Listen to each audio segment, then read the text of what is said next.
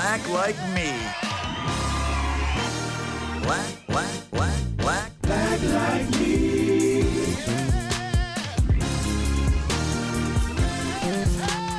Black like me.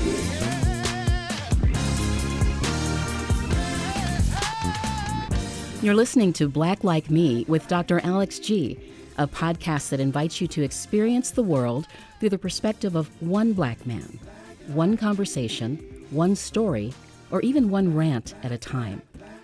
Here's Dr. G.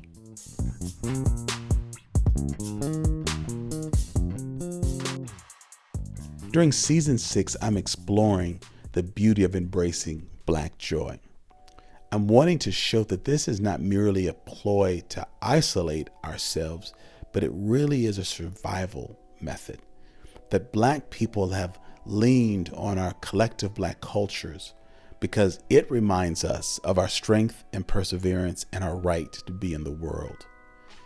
Today's episode involves a very insightful conversation with a nationally renowned psychologist, Dr. Chris Bass, who helps to explain what Black joy does to the Black soul in psychological and physiological terms. Here's my conversation with Dr. Bass.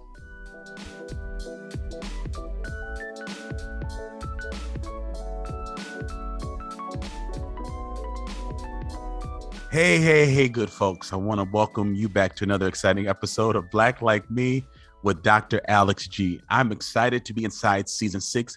Can't believe this. We're talking about embracing Black joy. Now, I know a lot of our listeners are white and you're leaning in because you're trying to figure out what the hell is Black joy? Is that a new thing? Do we have joy as white people or non-Black people? Well, lean in, listen in. You just might. But we're going to have a discussion about this. My special guest today is a good friend, fellow fraternity brother from Alpha Phi Alpha Fraternity Incorporated. He was the second chair on my doctoral committee when I defended my dissertation. He and his wife were members of our church while he finished his PhD in psychology, and she finished her MD from UW-Madison Medical School. In fact, I think our children were born at St. Mary's Hospital in the same week. We're going back and forth to the hospitals trying to see if it was time for delivery. It's Dr. Christopher K. Bass. He is an associate professor of psychology at Clark Atlanta, his alma mater, where his undergraduate major was in psychology. This gentleman did his master's and his PhD at the University of Wisconsin-Madison. That's how we met. He's been a professor at Clark Atlanta for the past 16, going on 17 years. And last time counting, the last time he was on the show, because I've asked him to be a reoccurring guest as my podcast favorite psychologist. I think he was at 12 years being recognized as professor of the year. Has that number gone up, Chris? Is my math right? Is it at 12 years? It's actually at 13 years professor of the year.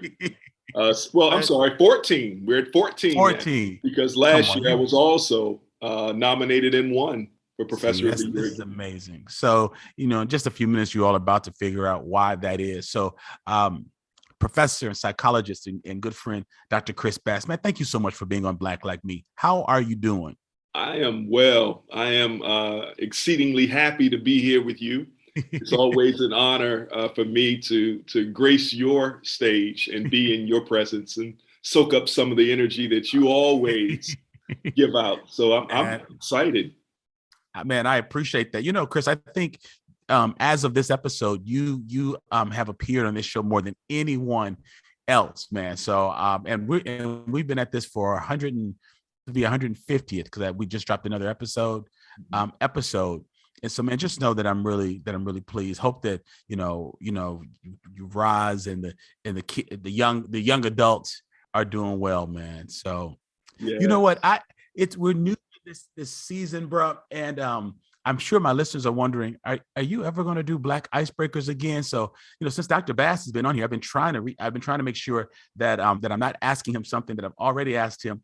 He's from DC, but Right. Grew up in the South, and so I'm assuming he may be a bit of an old soul. Dr. Bass, I'm finding out that some of my questions don't work with the younger generation. When I have people on, Shanice's and Lexi's age, they're like, what do you mean aluminum foil in a shoebox going down south? What is going down south? We fly. We have meals. So I just got a couple of questions for you. Let me see here. Let me see here. Growing up, were you familiar with the term tender-headed? Yes. I mean, what does tender-headed mean? It may surprise you, but I had a whole lot of hair growing up, right? So that hair is no longer with me, but I was considered tender-headed because that meant that your scalp was really, really sensitive to being braided or pulled or snatched or whatever. I mean, any manipulation of the hair, if you had some tenderness in your head, then that was considered tender-headed.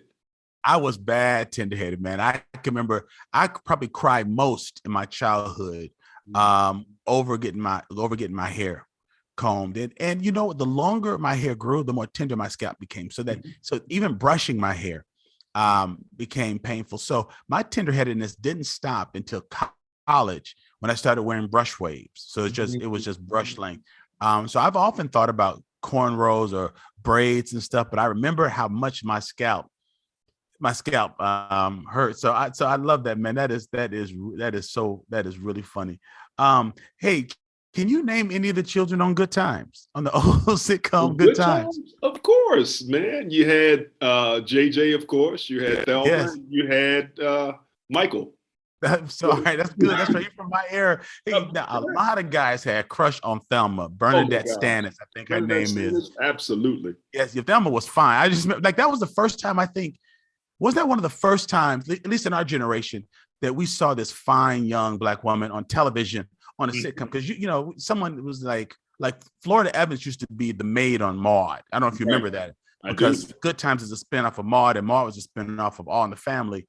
So we saw like Georgie and Wheezy Jefferson. We saw Florida Evans, but we didn't see people like Thelma Evans. No, we did not. And she came at the right time. Man. So I'm trying to think that you're from, Chocolate City, DC in the South. So you probably have seen some interesting things at funerals. Have you ever been at a funeral where somebody tried to pull somebody out the casket? Oh my gosh. Yes. That's Are you serious? Yes. I've seen folks jumping in the caskets. I've seen folks trying to pull people, resurrect them from the dead. I've seen, whole families trying to pick up the body and take it out, of the building. Gosh. I've seen a lot in these 50 plus years. Man, I'm telling you, that's why certain sitcoms are some movies about Black comedies center around funerals, family gatherings, the barbershop, churches, because these are places you see some things that are too funny to make up. Now, of course, when people are sad and mourning, we're not trying to make fun of that. Now, I've heard of that, Dr. Bass, but I've never seen people try to pull someone again. But I've heard about it. I heard that, people will do that. So Black people have a time at funerals, man. All right, that's enough of the Black icebreakers, man. I appreciate you doing that. I love that, to be able to just to break the ice a little bit as we begin talking. So, Dr. Bass, let me just ask you this also. Sure. We're living in some wild times. So, man, just how have you been doing in the midst of COVID and all the things that we've been witnessing on television? From George Floyd to Ahmaud Arbery, you're down in Georgia. So that's close to home, Breonna Taylor. And your job as although you're a professor, you're still a psychologist. Absolutely. And so not only are you dealing with your own clients, but I'm sure people will call you up because they know that you're a psychologist, or you watch trauma on television or the pandemic, and you've got to assess the psychological impact of some of these things. So I'm just curious, I'm not even going to ask you like what you do, but I just want to ask, how are you doing in the midst of such emotional, traumatic experiences in this country? Well, you know what? They talk about it being the best of times and the worst of times. You've heard that, that statement. And when it comes to the very worst of times, I have to really get into that, because so many people are losing their way, losing their hope. Right. And I've seen this over the last 2 years. We've had more folks to express, concerns about psychological disorders than any time in my life history. Definitely any time in my professional life. Wow. So while that is the very worst of times that people are experiencing these disorders or symptoms of disorders, it's the very best of times for the Black community, because when you talk about mental illness and mental health, it's always been a stigma in the Black community about Right. seeking out services. So if this was a catalyst, if 2020 and 2021 was a catalyst to get more of us into therapy, then it's the best of times. Wow. So you think it's that perhaps the triggering of so many things, um, and the proliferation of the message that more people are dealing with mental health issues than we thought, and they're talking about it openly, from Naomi Osaka, the Right. tennis player, the basketball players and football players, that this season might have become the impetus or the space where Black people are getting some of the help we've been needing. Absolutely. And I'll tell you, I went from an Wow. average of seeing maybe 3 people per day, in addition to the schoolwork, to Mhm. now my client caseload is on average 7 to 10 people per day in addition. Really? And many of the clinicians that I'm, befriend, their caseloads are quadrupled. It's not enough mental health professionals out there to really take on the amount of people who actually need the service. So again, that's a good thing, but it's a bad thing, or it's a bad thing and a good thing. No, I hear you. So it's the triggering is allowing people to realize I need to do something, because Right. this is not going to get better by itself. And that's a great way of looking at it being the best of times and the worst of times, because whatever helps us take care of ourselves is helpful and a good thing. And that's probably a good lead into the discussion that I want to have with you today. And during this season, season 6 on the podcast, I'm going to be speaking with folks from various backgrounds. And so I'm speaking with you today to get a psychological perspective of what I'm calling Black joy. I'm speaking with someone who I consider to be an armchair philosopher. Let's look at this philosophically. I'm speaking with some sisters who are living in Europe and experiencing Black joy outside of the US in brand new ways. And so I'm just giving people a sense of what Black people are doing to take care of themselves.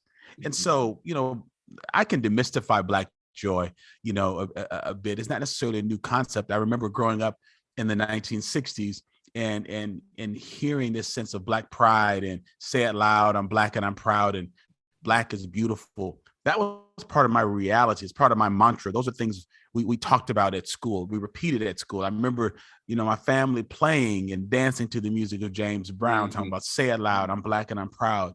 I then moved to Madison in 1970, and an environment that felt like it was 99, probably 97% white. I think total minority population was less than 3%. Wow. And so there was a need for that kind of messaging or that mantra, but it wasn't really there. It was almost like it just came to a grinding halt. All of a sudden, it's like, say it loud, I'm Black. And it's like 7 Black people in the city, 2 in every class, until I got to middle school and high school. So Black joy, as I'm defining it, is this resurgence of Black people feeling that it's no longer our responsibility to make white people feel that we are safe Black people, that just because we're Afrocentric does not mean we're unsafe, because we laugh loud and eat loud does not mean that we are unsafe, because we don't want people putting their dirty hands in our hair because they're infatuated with braids or afros or twists doesn't mean that we are unsafe. Because we go to a conference and we want to sit together with other Black people does not mean that we are colluding and unsafe. And I feel like it's been throwing caution to the wind and just saying we don't give a damn anymore about making white people feel that we're safe, because we ought to be able to be who we are. Right. The picture that comes to mind for me, Dr. Bass, is, you and I, both came of age, in the 70s. I can remember when Roots, Alex Haley's miniseries came out when I was in middle school. And a scene I'll never forget, and I love hearing Lou Gossett Jr. talk about this scene. He played Fiddler.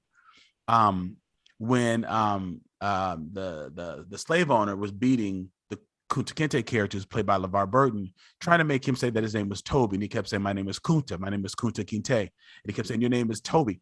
And and that gut-wrenching scene. I don't think we've seen anything as gruesome on television or on the screen, until maybe the Passion of the Christ, and that whole whipping scene. Right. And so the idea was that the slave owners were trying to beat the African culture out of him. Like, no, you can't keep your own name. You can't keep your language. We need to tame you like a Mustang. We need to domesticate you. Mm-hmm. And so since we arrived on these shores, there's been this push to erode at our culture, because it was always seen as a threat, because it was something in which we had pride, and we held on to that when our very lives were at stake. And I feel that in a nuanced way, that pride in who we are and who we have been is coming back with a great resurgence, and Black people are accepting that in a brand new way, from dark-skinned people being on commercials with natural hair, twist hair, I have to almost count to see how many perms I see in commercials, because it's so. I'm seeing things in Black images and Black style and Black hair represented in ways I never have before.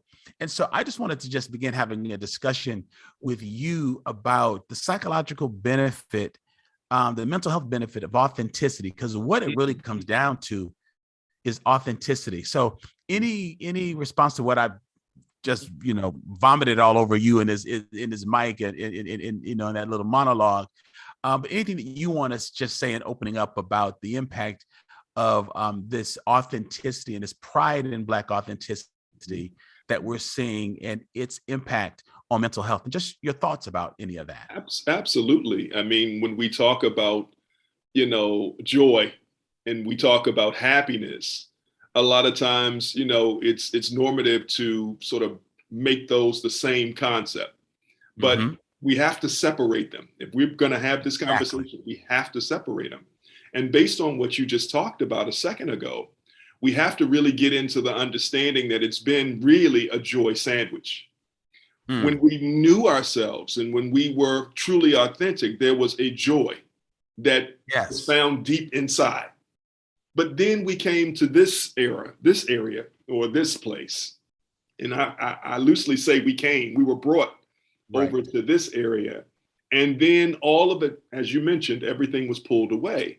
Well, as everything was pulled away, there was then a search for understanding of self. So how can I be prideful? How can I be joyful if I don't have a connection to that which brought me joy? So then what you saw was what the forefathers of this country really pushed, which was the pursuit of happiness. And this is why I'm calling it a joy sandwich. There was a search for happiness, but understand that I'm sorry. Can you just repeat that last sentence? My computer just glitched a bit. I want to make sure we catch that point that you're saying. Sure. What I'm saying is that, it was a joy sandwich. How can you find joy outside of something that you don't know? So what happened was, when we were brought to this country, there was, as the forefathers of this country suggested, a pursuit of happiness. Happiness is based on happenings. Okay.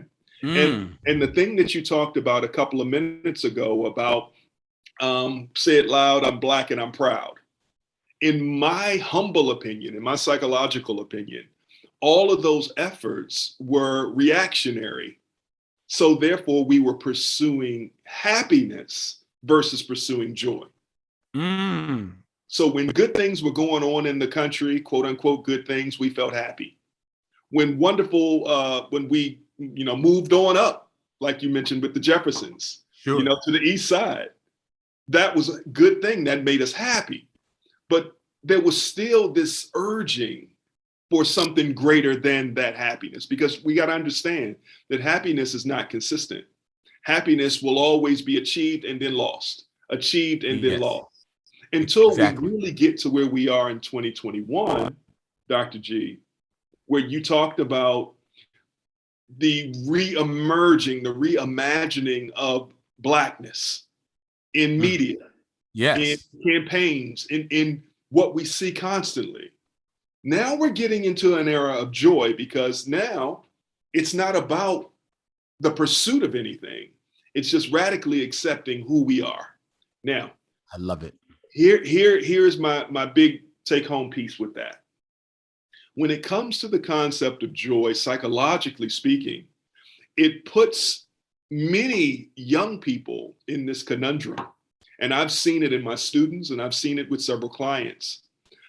There becomes this questioning of, do I deserve joy? Wow. If I say that I am filled with who I am, not cockiness, but confidence and excitement in terms of self-esteem, I feel good about me. But then I turn the TV on, or I walk outside my door and the world is telling me otherwise. So what do I do with those mixed messages? Then I switch off of my joy hat and I go back into the happiness realm, or the pursuit for happiness again. So am I deserving of consistent joy? Wow. And what is the impact of all of that on our mental health? So when we have this sense of joy, like happiness is fleeting, happiness is an emotion. You can hit the lottery and then lose the loved one the next day. But joy is a state. It's not something that you move in and out of. Theologically, we teach that happiness is an emotion, but we have this principle of joy, this sense of knowing who you are and whose you are, and irregardless of the circumstances, you still have this relationship. Yes. That's garnered through faith and through grace. So it's not something you have to work for. You just have to accept it because it is. Can this have a positive impact? This sense of Black joy, this Black expression, can it have a positive impact on mental health in Black people? Great question. We would have to really go into a physiological conversation. Physiologically, when you talk about joy and our joy centers and our anger centers and our frustration centers and our memory centers, we're talking about the amygdala. Okay. The amygdala is tied to what we hear more than any other sense, more than what we see, but what we hear. Right? Wow. It is that piece of our brain that holds and conjures up all of the images and ideas that we believed about ourselves in years gone past. Again, it's our memory center. If I introduce new information to you that comes starkly against what I know myself to be and know my capacity to achieve, then I'm going to have to wrestle with that idea of being joyful consistently. Okay. I'm going to try to figure out what can I put in place that can keep me in a joyful state that's going to contradict that message that I'm hearing in my head. There's a lot of self-talk that occurs, not just with the African-American community, but for those of us who are conscious, for those of us who are aware of everything around us, there's this self-talk that always comes. And the self-talk has two things. Either it can maintain the identity that you've created, or it can go and try its best to create something brand new, a brand new idea of self. Maintenance or creating something new, right? That is the argument that we must have. Can these new images create something new and be consistent enough that we won't be, confused or distracted about something else next month? Because how long will those television commercials and things like that stay on the air? Right. So when we have new images, or as you mentioned, the amygdala is mainly stirred through hearing. When we hear something that's new, it's got to either comply with what is existing or oust it somehow. So it causes somewhat of an internal conflict. So if we keep the old images that have been imposed upon us, particularly in this community through violence or through second-class citizenship, or just this calm way of staying in your own place, right? Just being good and following the rules. Then when this resurgence hits and we're working to have new images, that causes a bit of angst in and of itself, because you've got to make a decision. Is it the old or is it the new? So is it true that to evolve to a more authentic image of oneself, there's an internal wrestling match that's going Yes. on? And is that wrestling match a part of a mental health struggle, or is that called something else? Yes, definitely a part of a big mental health struggle. You go away from what you think you are to what you want to be. And that, again, is a struggle. Now, you got to understand, Doc, that when I am exposed to new information about myself that contradicts what I know or what I've been taught about myself, those messages, those new messages have to be consistent. I can't have anything that reminds me of how I was taught about myself before. Otherwise, I'll slip out of the joy concept and I'll go right back into the happiness concept. Now, watch this. You talked about say it loud, I'm Black and I'm proud. And historically, African Americans have learned our lesson through the drum, right? We understand that. You take young people today, and this is not a blatant, attack against the youth, because I love the youth, they're our future. But what I'm seeing with our youth, unfortunately, is a lot of those mixed messages. Sure, you have good images like you talked about on TV, but remember, most of our memory comes from hearing. So if our music is not the way it's supposed to be, if our music is not consistently promoting pro-social new ideas of us, then what it does subsequently is it locks us back into the old ideas that we are who people tell us that we were. You're a drug dealer. You are somebody who calls women out of their names. You are somebody who refers to your brother as a nigger versus, a brother. Right. You don't take care of your children. You don't take care of your children. All of those old scripts that we both know is nonsense. Right. But as adults, we know the difference between reality and fantasy, right? Because we've been exposed to great things throughout our lifetime. But for this younger generation, what I'm hoping that will happen is that we will continue to have messages like Black Like Me. We'll continue to have messages out here like that really promote a pro-social new idea of who we are versus who somebody told us that we were. Man, that was a lot of vomit. You talked about vomit. No, but that's good. That's very helpful. And it makes me think about two things. Who are the 4 or 5 white moguls who own these music entities, who determine what's played? Because these aren't necessarily Black-owned companies that's controlling the message. And so that's a whole nother discussion. We won't even get into that, but you're right. Some of these things should not be played over and over and over because of what it does inside of us. Man, that's so interesting. One more thing, Doc. Can I add one more Please, piece? no. Okay. Go ahead. When you talk about music, that's one thing. But even some of the images, Nielsen just came out with a study, and it showed that African Americans are paying attention to certain TV shows. But the shows that we typically gravitate towards are those depicting us in a violent, aggressive, drug-selling manner. So Stars, for example, they have Power. Power and its, his children, because you had 2 other spinoff shows of the original Power. But all of those shows are really, really important and are watched by African Americans more than any other type of TV. When you talk about the new shows, BMF, that's, talking about drug dealers and drug sales, the youth in Black culture, we gravitate toward those images and ideas. My thing is, where is the balance? Right.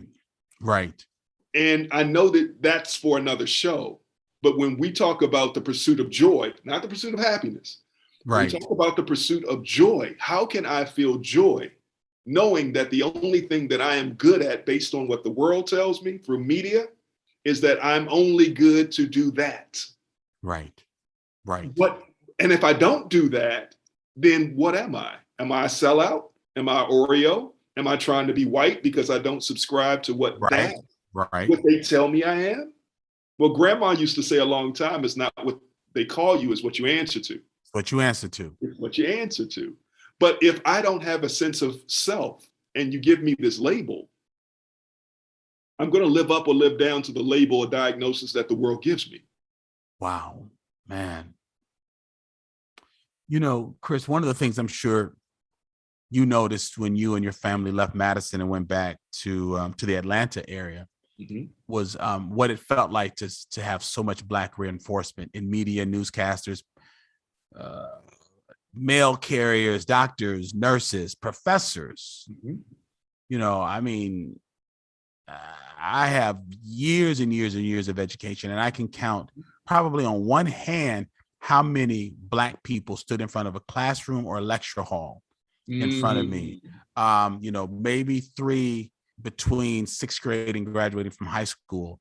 And my undergraduate degree was in Afro-American history. Still, most of my professors were white. The department chair was white. My advisor was white. And so I might have had 4 Black professors, 4 or 5 in 4 years of college. So I'm sure you just noticed what it was like to just see yourself and your culture reflected. We're now seeing medical reports that social isolation for Black and brown people in predominantly white spaces create an environment for microaggressions. And the presence of those microaggressions become social determinants of health. And those microaggressions become social determinants of health.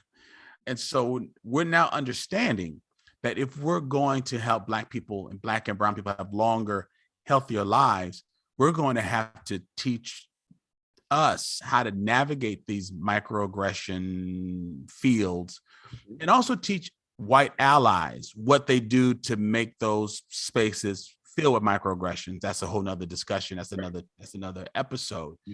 But we're now learning that stress from cultural isolation can and most likely will have a negative impact on physical health. But that cultural isolation must have an impact on psychological and mental health as well. Is that a fair statement? That's a very fair statement. And what we have seen based on that cultural isolation is an uptick in depression and anxiety. We've seen that. We've seen it over and over and over again over the last 2 years. Wow. So you did your undergraduate work at Clark, I did. Atlanta. Then you come to Madison, Wisconsin, where, you know, I'm not going to try to count it, but I bet you we don't have 50 and 60 Black folks who've gotten their PhDs from that department. I mean, I'm young enough to still know folks. There's a gentleman who used to work with our children's program, you know, at our church.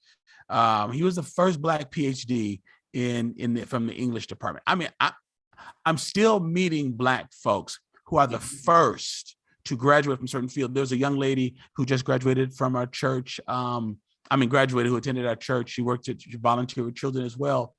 Her major was Chinese. She said she got involved in a language program in Philly. No, I'm sorry. She's from DC, came here, switched her major, first Black person to major in that.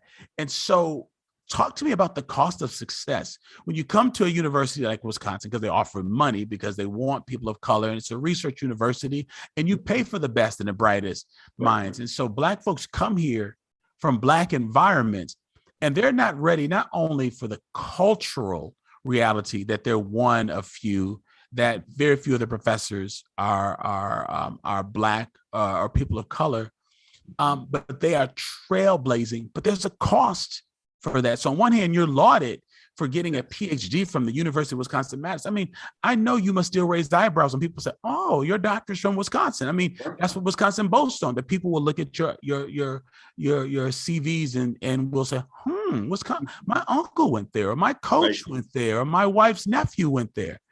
But talk to me about the scars that Black people experience from cultural isolation and being trailblazers, being successful on one sense, but the deep cost of trailblazing in a place like Wisconsin. Great question, Doc. I have to reference W.E.B. Du Bois.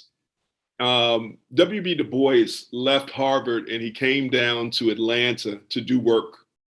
And while everyone lauded him for being the first PhD from Harvard, he came back down and he started working with our people.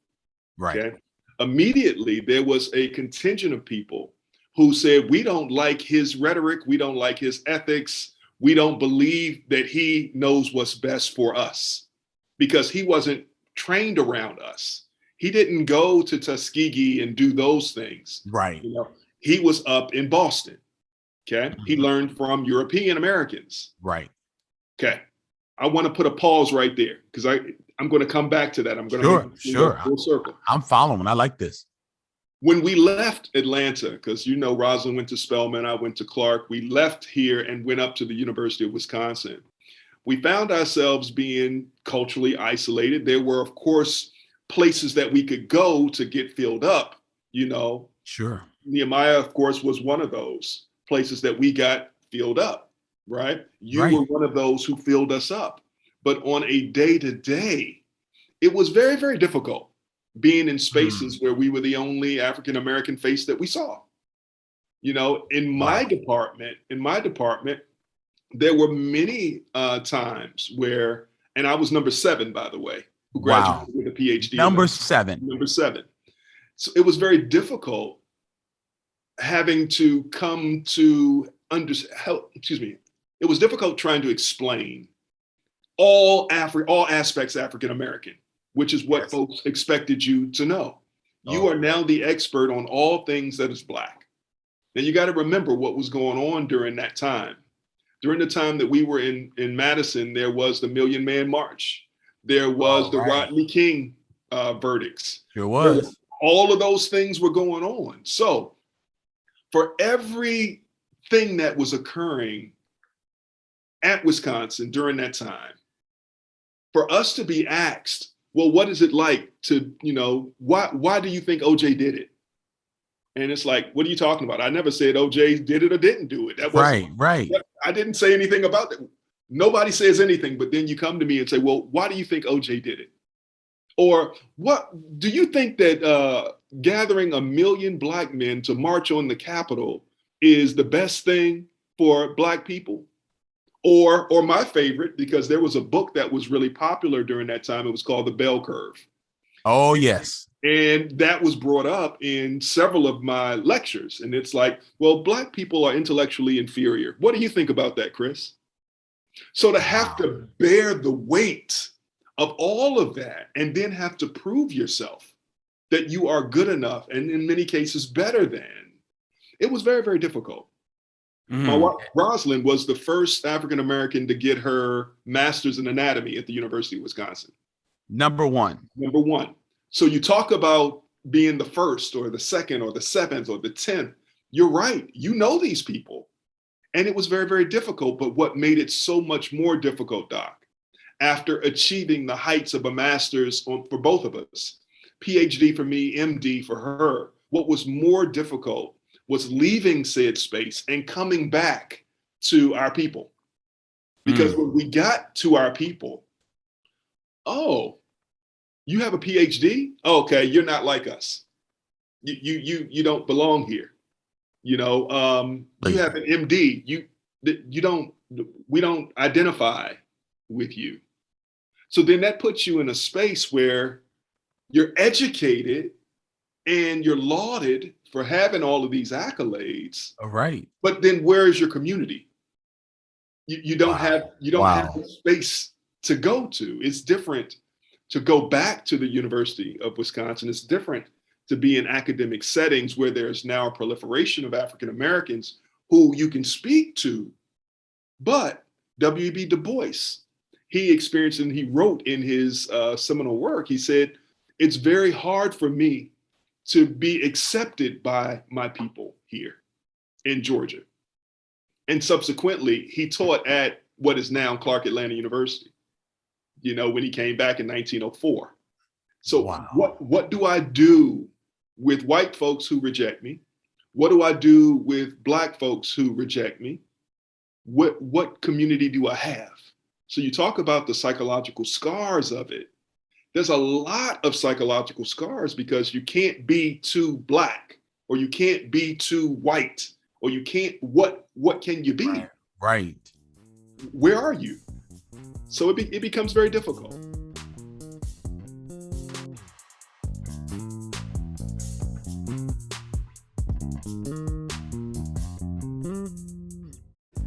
This is Jesse Mopan, originally from Port Townsend, Washington, currently living in Madison, Wisconsin.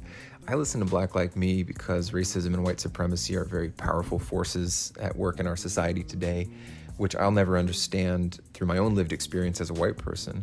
I feel like it's important to support you so that you don't have to rely on corporate donors and you can stay true to your message. And I heard about you through word of mouth. Thanks, and keep it up. When you sign up to support Black Like Me as a patron, you support the creation of better quality content and a better society. You help to plant the seeds for a different and better tomorrow. By going to patreon.com/blacklikeme and signing up at any of the levels offered, you are not only signing up to make a monthly donation, you are also joining a growing community of people interested in engaging the issue of race with a raw, unprecedented honesty. As a patron of the podcast, you will have access to exclusive content like extended interviews, bonus rants, and video chats with Dr. G. You will also have a chance to join the conversation that other patrons are already having with Dr. G about race in America. To become a patron of the show, go to patreon.com/blacklikeme or see the link in our show notes. And for as little as $2 a month, you can support these important conversations and the work that Dr. G is doing. And meanwhile, people don't understand the stress or your discussion of mental health issues because, well, people like that have nice homes and, you know, walls filled with diplomas and, Yes. and degrees and academic accolades and nice cars, and kids play soccer and tennis and play golf or whatever it may be. But finding that place makes it so difficult in maintaining that sense of Black joy. It's something that's you got to work at it because it's not just a given in every situation. True. And then you want better for your children. So you expose them to tennis and you expose your children to dance and piano and all of the things that make liberal arts. Sure. You give them all of those wonderful things. I mean, things like soccer and golf and all of those extracurriculars. Yes. So you want something better for them, but then every day, it's 2021. I have 4 classes and I teach about 415 students per semester. Okay? Within that, the majority of those students that I teach are first generation college students. Okay. The majority. So when students come to my class, many of them have never had a Black male teacher. Right. And they have never met a PhD before ever. So for there to be a Black PhD who is a male, they're like, whoa, what is this? Wow. Who are you? This is a new reality. This is a new reality. So how do we continue to push that new reality and make it consistent for people, right? How do we continue to do that when society is giving them alternative messages about what it is? Just last week, a student, and I don't fault him for it, but a student was really upset because he missed a pop quiz. Okay. It's going to make sense. And I said, I'm sorry, I'm going to call him Jones. I'm sorry, Mr. Jones, you won't be able to make up the pop quiz because it was a pop quiz. And he said, nigga, you bugging. To his professor? To me, just, nigga, you bugging. Oh my gosh. And I said, and the class said, oh, wait, he said this in front of this is in front of 100 students. Okay, he lost his mind. Watch this though. And everybody said, and I said, hold on, everybody. This is a teaching moment. And I said, Mr. Jones, I heard what you just said. And he said, what? And I said, what you just referred to me as. I can understand you're upset, but how you referred to me was inappropriate. And he was like, what do you mean? That's what me and my family call each other. I call my dad that. I call my brothers that. I call my sister, I call my friends that. It's not what you think it is. It's a term of endearment. I said, no, you were angry right there. Right. You said something that was not a term of endearment. It was a term of disdain and frustration. Right. And he don't know you like that. And you don't know me like that. Right. So what that did was it provided him an opportunity. Instead of judging him, it provided him an opportunity to understand that this is not how we do things. This is not how we communicate with each other. Right. Right. He has a history of that. but now I'm giving him new information. See, how will you, how will Clark Atlanta University or whatever continue to give him the same level of information, positive, reinforcing, reaffirming information, so that he can maintain that joy that he felt about not being judged by another person? How do we how do we give that to them? How do we maintain it when the powers that be promote something alternative than what he's getting here? Wow. And see, ladies and gentlemen, that's exactly why Dr. Chris Bass is going to get the Teacher of the Year award for next year as well, because it would have been too easy to say, all right, and open up his file and put a little note on there and say, all right, he's going to miss the next pop quiz too. Exactly. Wow. Exactly. But you talk about the talented 10th, and if 90%, according to W.B. Du Bois, don't have this level of access, then it's up to us, the 10%, the 13%, to go back and reinforce what we're getting. Reach back. The Sankofa concept. Yes. Looking back in order to go forward. Yes. Reach back. Each one teach one. Each one reach one. And that's what makes Gloria Latson Billings Gloria Latson Billings. Yes. You know, that's what makes Dr. Alex G. Dr. Alex G. Thank you. Absolutely. Wow. Absolutely. You know, but this is, whenever you come to discussions are so, illuminating. So I want to ask you another question. I know we're winding down on time, but just help me to understand the physiological aspect of the stress from cultural isolation and what that does in an individual that might make them more prone to diseases. Because we have this whole concept of, social determinants of health.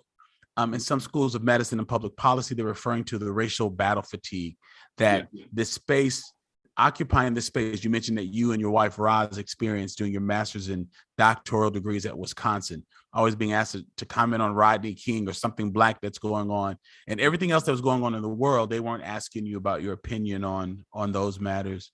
What happens physiologically that makes being isolated like that harmful emotionally, and how that might then weaken our physical health systems? I want people to understand there's some, and I know this may not necessarily be your field, so use as much lay language as you want, but I want people to understand this isn't just Black people just saying, oh, I'm weak, I'm the only Black person, I don't see another one, and then we're just sick.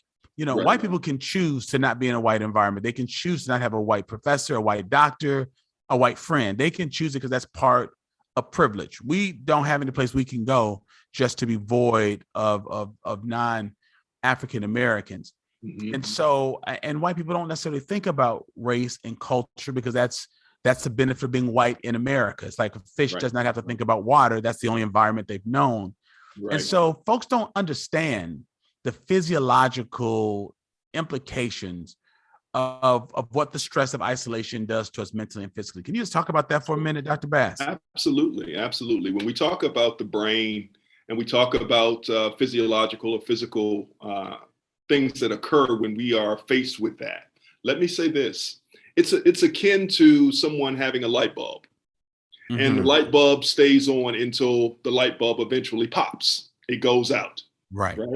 So if we're looking physiologically at what happens when we're stressed out, we have to go to our old friend, the hypothalamus. And what happens with the hypothalamus when we find ourselves in a stressful or socially isolating place, we have this turn on button. You all commonly refer to it as the fight or flight response. Sure. Now, what happens when we're constantly in fight mode? When we're in constant fight mode, then we never get the ability to completely relax until, remember, like I said about the light bulb, it turns off. Right. So what happens when our bodies begin to turn off is we find ourselves having higher blood pressure. We find ourselves being having a need for escape, and we do that with a myriad of things. Some people will self-medicate with watching TV. Some people will self-medicate because they want to turn off. They want to have control over that. They self-medicate with a variety of different things. Sometimes people and relationships are their medicine of choice, right? But what we do know is that if they were not inundated with that amount of stress, then they would not have had to go to those measures. Right. But what I have seen with folks who have been constantly stressed, and I want your listeners to check out a book. It's called The Post-Traumatic Slave Syndrome by Dr. Joy Degruy. Dr. Joy Degruy, she came up with a concept called post-traumatic slave syndrome. And she sort of paralleled that with post-traumatic stress disorder that we're all familiar with the DSM-5. Okay. What she said was, based on a history of constant stress, what we will more than likely do is we will have higher mortality rates. We will have higher incidence of alcoholism and other drugs. Wow. We'll have higher incidence of Black men in particular needing a respite, outside of their, current family dynamic. And I'm not saying that they go and they cheat. I'm not saying that. But I'm saying that other relationships begin to jump up and take precedence. So maybe that man is in a fraternity. Maybe that man is in a lodge. Maybe that man goes and hangs out at the barbershop where he knows that he can have some like-minded conversation. It's a respite. So as stress continues to go up, the need for respite also continues to go up. And I talked about self-medication before. Eventually, I'm going to tell you, Doc, eventually, psychologically, what happens is people turn off. And that is the very worst thing that can happen to a people, for them to get to a place where they turn off, where they stop caring, where what they normally would have expressed no longer has a place to be expressed. And that, my good friend, goes all the way back to the idea of the pursuit of happiness. If happiness is a reaction to something, then all of those things that I just talked about are pursuits for happiness. If I drink, I'm going to be happy. If I get around the brothers, I'm going to be happy. If I, do whatever, that is pursuing something because of something that they don't have within. So if I am inundated with stress, if I'm inundated with cultural isolation, the joy begins to diminish and the happiness or pursuit of happiness begins to increase. No, that's a good breakdown, man, because I want people to understand that, because this level of cultural isolation based on, skin color, white folks don't deal with. So I think sometimes people will listen, and hear does everything have to be about race? Does everything have to be cultural? We didn't make everything be about race. When we were in Africa, we didn't say, well, I'm Black and they're not. We were African. We knew we were Black. The differentiation was made here, even from the colorism, from the lighter skinned Blacks, because they might have been the result of rape, white owners raping Black women. White people made that a thing. Black people did not make that a thing when everyone in their world was Black. Right. And so they've got to understand that culture is what holds us together. It's a snapshot of how our societies have worked. It's this concept of how things are passed down, our worldview, respecting of elder, respecting of women, respecting of men, respecting of children, respecting of communities, respecting of shared resources. This is all part of our culture. Yes. And it's interesting, in order for us to become more productive workers, it became apparent to the slave owners, break their culture and you can separate them, and that isolation will make them more docile so that then we can get them to do what we want them to do.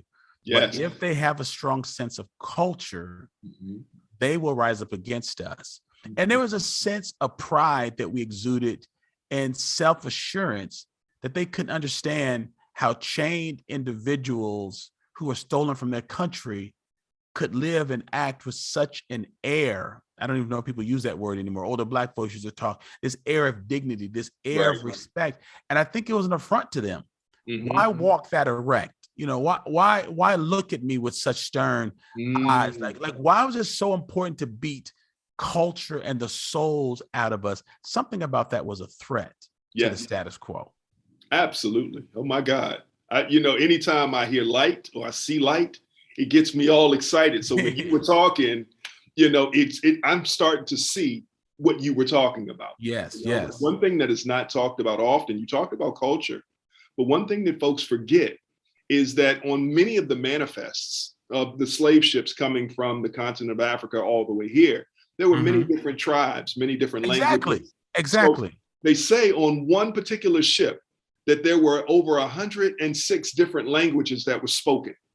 Okay. So the idea of lumping all Black folks into a particular way of thinking is a little dangerous, because my DNA, while we may look similar in terms of hue, in terms of a cultural delineation, we may be totally different, merging together on what is African American, but still I may have some Zulu in me, Right.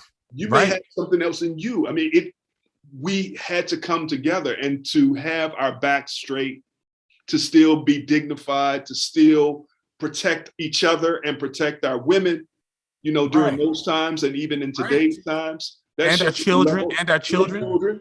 When they were being ripped away, that shows a level of resiliency and power and strength that I wish we could actually have more and more classes on.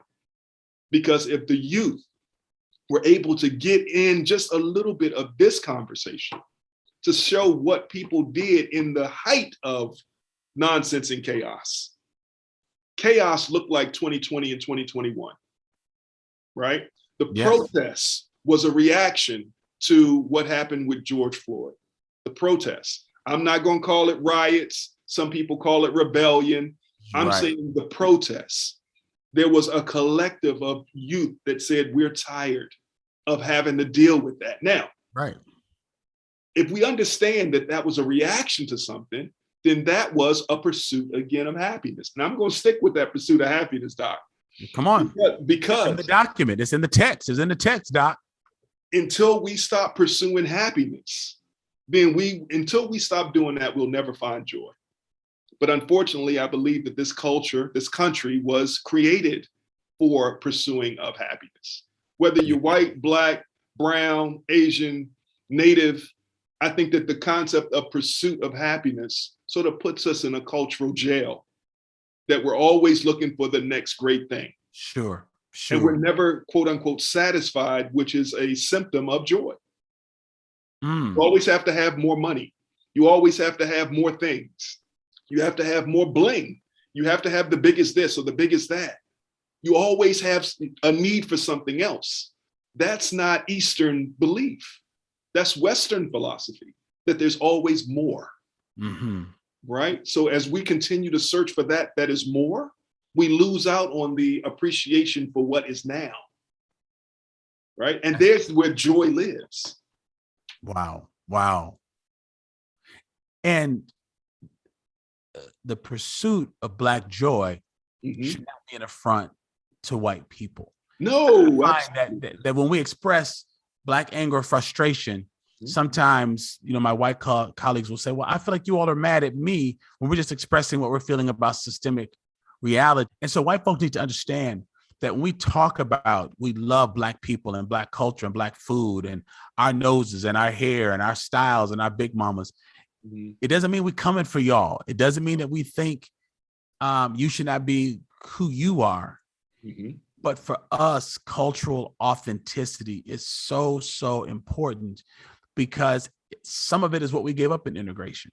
Yes. In order to buy a pound of meat at a white grocery store, it meant $1 not going to the Black butcher which used to go around the Black community, which meant a funeral home, a church, a college would benefit from that. So even when Black people were offered success, you look at Jackie Robinson, one of our fraternity brothers, who when he went into the major, baseball league, played Major League Baseball, it was within 5 years that the Negro Baseball League crumbled because the media stopped covering what was happening there and started covering. It wasn't that anybody said, the Negro Baseball League is bad.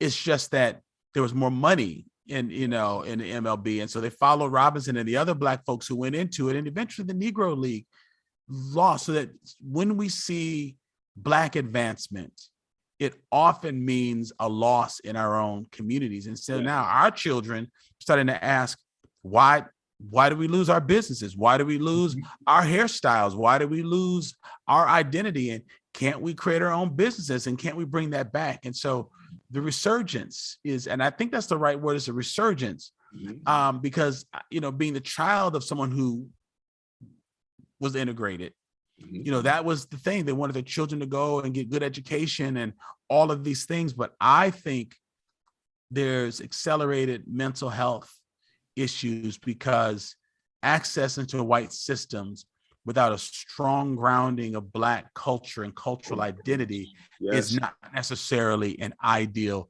situation. That I will move into new arenas, but I'm not going to forget my worldview and how I think and how I act. And that's what's going to happen. I'm working on a major project, Center for Black Excellence in Culture. People can look up the blackcenter.org. If there's an older Black woman on my team, I don't care if the governor's on the call or the mayor, that's Miss Francis. She was the first Black mayor of Wisconsin. She's an AKA Miss Kirby Mack, was the city's affirmative action.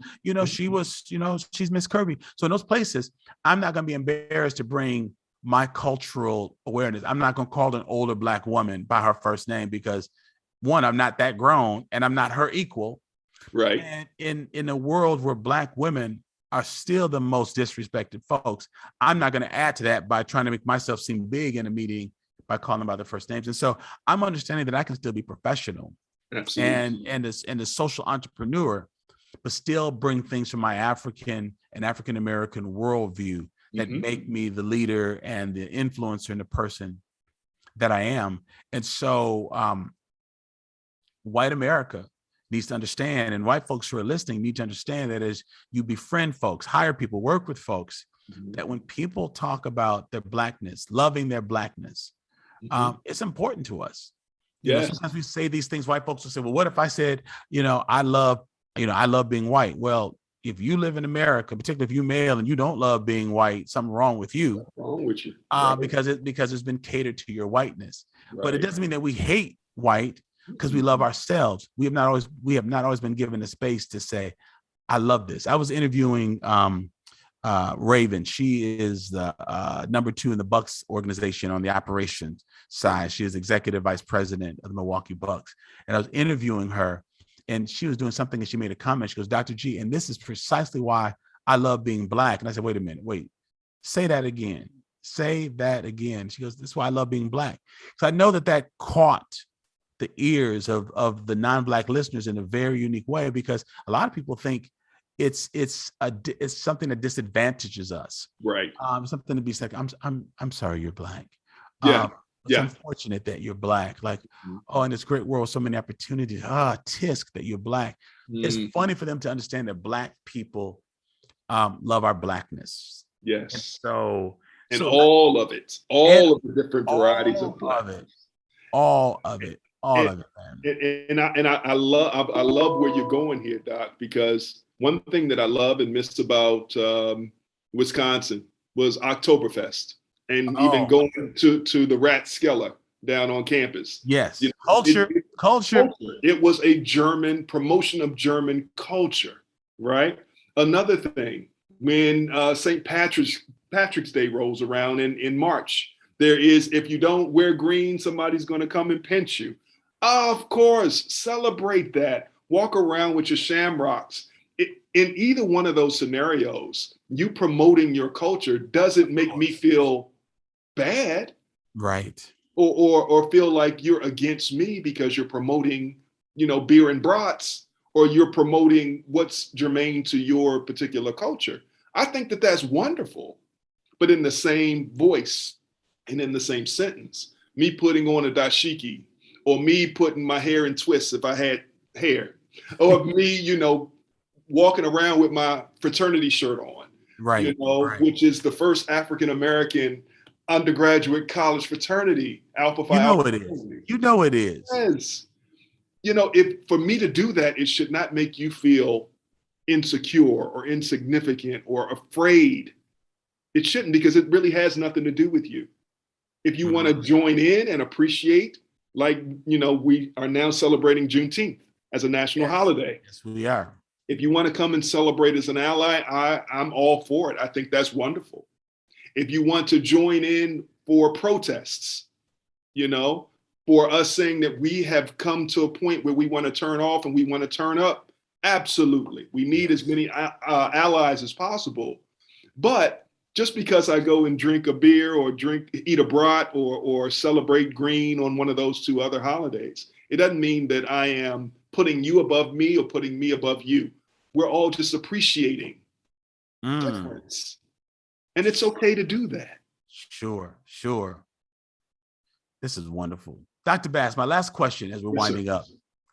Living or a person who no longer with us, and I know that, you all don't necessarily have couches, so I just say this sort of. We do. I have couches. Yeah. Okay, gotcha.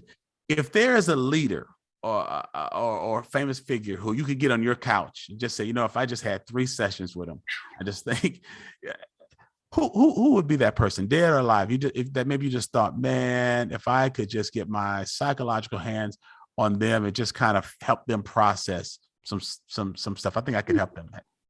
Anybody come to mind? Oh yeah, a couple people came to mind. Who comes to mind? First person that came to mind was our frat brother, Frederick Douglass. I would have loved to have him on the couch because the things that he experienced from his youth all the way up until his transition. That brother needed some therapy. He did a lot of powerful things. But if there was one person, Frederick Douglass. I love that. I forgot he was frat. Very, very interesting. Yeah, because think about this, Chris. Those folks, Harriet Tubman, Frederick Douglass, those folks who were abolitionists in that day and time, the stress and the pressure, there's no way in hell you could climb through infested swampy waters and creeks with alligators and snakes and lions and tigers and bears at nighttime with people after you and not lose it a bit, living outside, being hunted like an animal. All these people we herald and we laud, they must have had emotional stresses and mental health issues. So I love that. I've never asked that question of anyone. I like to, you people typically ask who would you like to have lunch with, but since you're a psychologist, I wanted to ask who you like to have on the couch. So man, I love that. Listen, you're a busy man. I know you've got a lecture or meeting or something. I hope that you continue to come on once an episode or so and just help me to process, help me think out loud. I might need to have you back on a little bit later just to talk with you about my life and all of, this stuff and pressures and things that I'm feeling. But just know that I appreciate you, man. Respect your mind, your heart, your tact, your integrity, your intellect, and so many other things. And so thank you so much for being here, brother. Thank you so much. And Dr. G, let me say this to you. Thank you for this hour that we've spent together. But it's been more than just you giving me an hour. You've given me a place. Wow. So I thank you for giving me a place. Man. Because in this world of chaos and psychological disturbance, it's good to find a place. So with you, my brother, I have that joy. And thank you for pouring into my joy cup today. I appreciate it, man. And I'll be glad when all of this COVID stuff lifts because we need to have more fellowship together. We need to have some green beer, purple beer, black and old gold beer. Old gold beer. We need to get together. So folks, my special guest today has been professor and psychologist Christopher K. Bass, associate professor of psychology at Clark Atlanta University. Hey, you all have a great day. Always, we want you to lean in. We want you to listen. We want you to learn. We want you to share what you have experienced. You know someone who needs to hear this, share it with them. And as always, go to our Patreon page, find out how you can support our work. Thank you for being a listener of Black Like Me podcast. You may have noticed that we're trying something new with season 6. I'm dropping episodes every other week rather than each week. Now, this is not because I don't have content, because I do, but it's because with new people joining the podcast all the time and they're noticing that we have 150 episodes that are up, they want to go back and catch up. So this season, I thought, let's drop every other week so that we can do two things. give people a chance to listen and really digest the episode so that they can share it before the new one drops. But it also allows my production team to do a few extra touches that would help the podcast to sound even better. Thank you so much for being a part of Black Like Me. I appreciate the fact that you listen. Please continue to share. Black Like Me. Black like. Thank you so much for joining us in season 6 of Black Like Me with Dr. Alex G. Now, I've got some special shout outs to the many talented members of our ever-growing production team. Eli Steenlich, who produces the show and handles all of our social media. Don Thornton, my podcast manager, who keeps things running smoothly and arranges all of my interviews. Jeremy Holiday, who edits the podcast. Corey Saffold, who created this year's theme music, and Marcus Fleming on the vocals. And of course, Jakesha Hunt, who is responsible for our fabulous new podcast merch. Thank you for listening to today's podcast. You can find out more about Dr. Alex G's amazing work at alexg.com. Black Like Me is sponsored by the generosity of the Human Family Unity Foundation. Black like me.